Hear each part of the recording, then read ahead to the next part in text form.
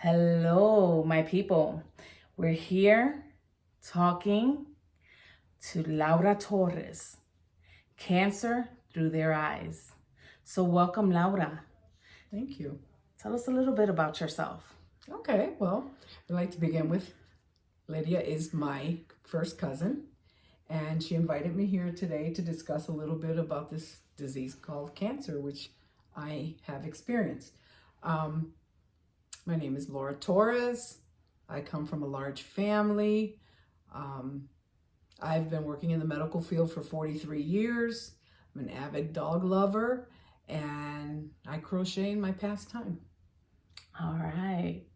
Those fur babies. Serious for the babies.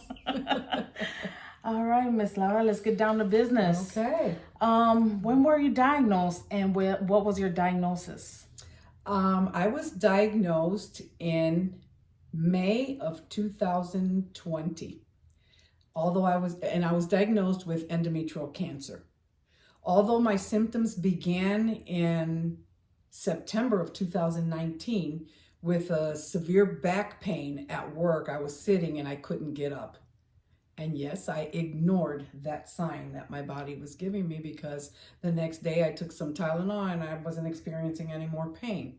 And a couple months after that, I started experiencing menstrual issues, which should not have been occurring at my age. And I decided to seek professional help with my physician, which he then did some blood work and did a PAP and called me later and said that something showed up abnormal on my PAP and that he would like to do a biopsy, an endometrial biopsy.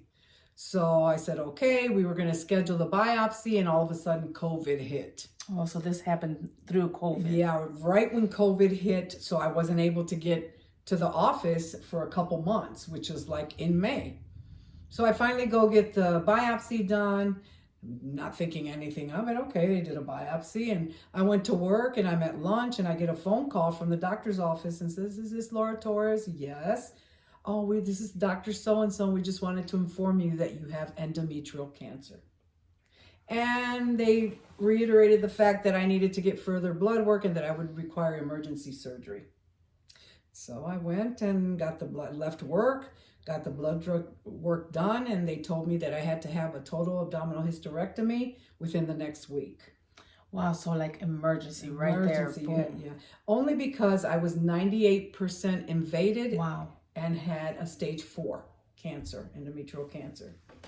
So they took that very serious. They scheduled the abdominal hysterectomy. I had that done.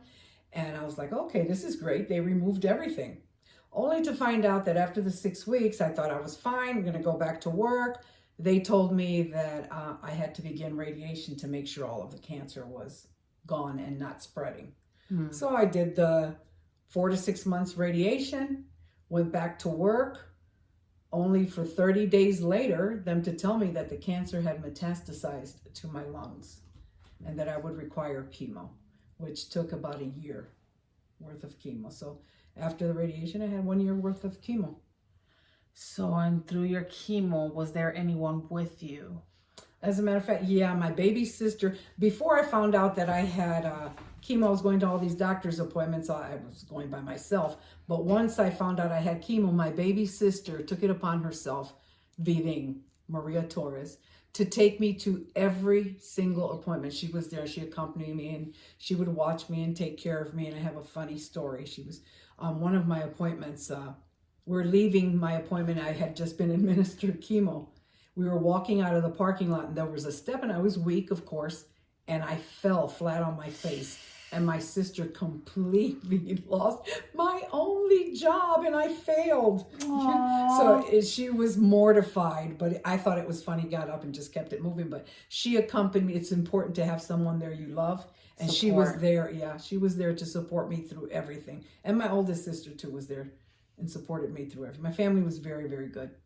Very good. Now, you said that through radiation, you were at home, you weren't working, you were 6 months out. Yes. Now, I know you. Yes.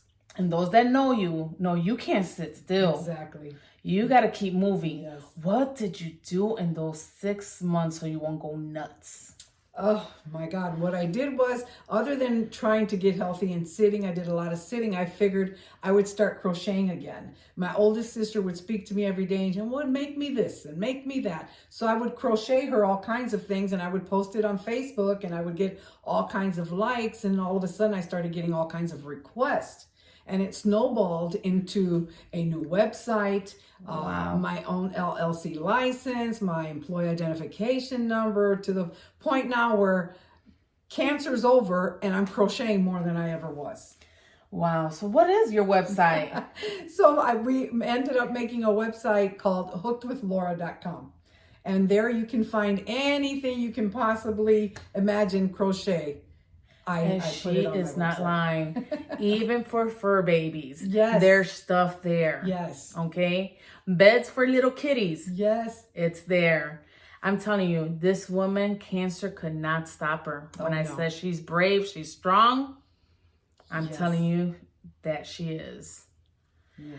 Now, if there's any advice that you could give anyone listening out there, what advice would you give them? Number one, do not ever ignore your homeostatic signals that your body is giving you. Your body puts off signals. Such signals include backaches, pains within your body, anyway, earache, abdominal pain, any kind of thing that you see is not in the norm means something. Something in your inside little clock there is not working right, and your body's giving you these signals. If I would have paid closer attention to that severe back pain that would not allow me to get up out of my chair, I would have been diagnosed a whole 8 months to a year sooner than what I was. And that could have been the reason I was 98% invaded, because I let it go forever. So pay attention to those signs. Another thing I would advise is don't let chemo take away from you. It's not a final disease. It's something that you can deal with. Stay positive. Do more things than you ever did. Cancer takes a lot away from you. Chemo takes a lot away from you, but that doesn't mean you have to stop. You replenish it with other things. Do positive things. Make yourself feel good. Do things. Don't let cancer stop you from anything. During cancer, I was able to purchase a new home. Wow. I was able to go to college and graduate. I was able to open up my own website, set up my own website and crochet. And I do so many other things with cancer. You can still live. It doesn't take away the quality of your life. You make life better even with chemo. And you see things differently after chemo. You empathize more with people. You take things more seriously. I'm actually taking a little bit more chances, being a little bit more brave, doing things I would never have done, because cancer kind of like stopped me dead in my tracks. I was going too fast.